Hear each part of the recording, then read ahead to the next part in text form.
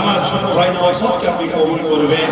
সেবা করে প্রতিটা বাপ মার উপরে রহমত করুন, তাদের পরিবার বাচ্চাদের হাসি খুশিতে রাখেন।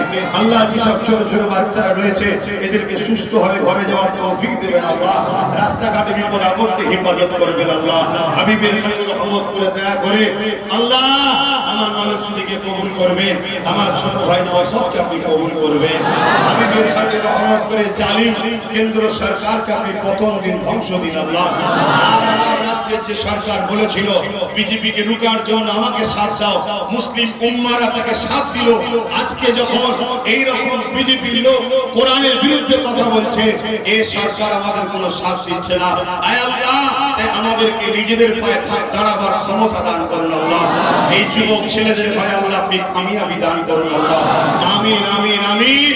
এই জলসা কমিটিকে কবুল করে আমিন। লা ইলাহা ইল্লাল্লাহ মুহাম্মাদুর রাসূলুল্লাহ সাল্লাল্লাহু আলাইহি ওয়াসাল্লাম।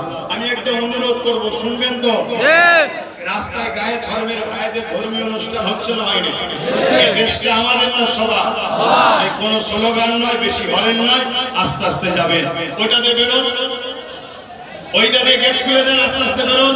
হ্যাঁ, গেট খুলে দাও, গেটটা খোলো, গেটটা খোলো, গেটটা দাও। বাইরে যারা আছে আস্তে আস্তে চলে যায়, বাইরে যারা আছে আস্তে আস্তে চলে যায়। যাদেরকে হুকুম করছে কথা শুনবেন, যারা বাইরে আছে আস্তে আস্তে চলে যায়। এতগুলো মানুষ বেড়ে বেড়ে আপনারা দাঁড়িয়ে থাকবেন, বিপদ হয়ে যাবে। আস্তে আস্তে চলে যান, আস্তে আস্তে যান। আপনারা তাড়াহুড়ো করবেন না, একটু আস্তে আস্তে করুন, একটু আস্তে আস্তে করুন।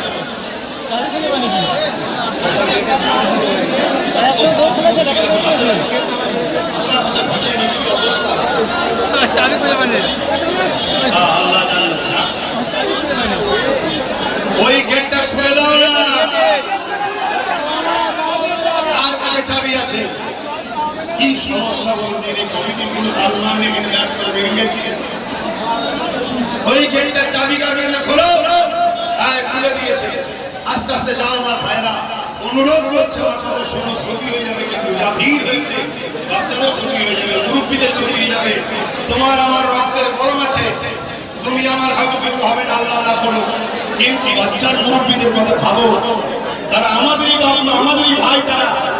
আর রাস্তায় যারা আছেন, মাইকের আওয়াজ শুনতে পাচ্ছেন কি জানি না, একটা কেউ রাস্তায় দাঁড়াবেন না।